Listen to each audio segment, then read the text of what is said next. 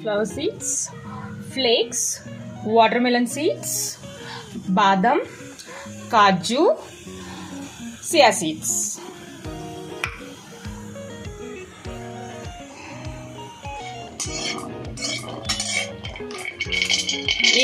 చిల్లి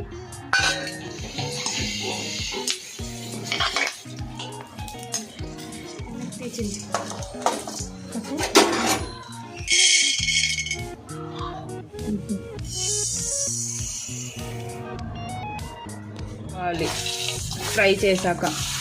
so next ఇలా switch on చేసుకోవాలి, మర్చిపోతాను అలాగా.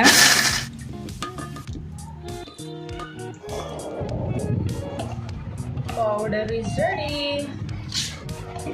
ఇలా పౌడర్ చేసుకొని ఎవ్రీడే మార్నింగ్ కానీ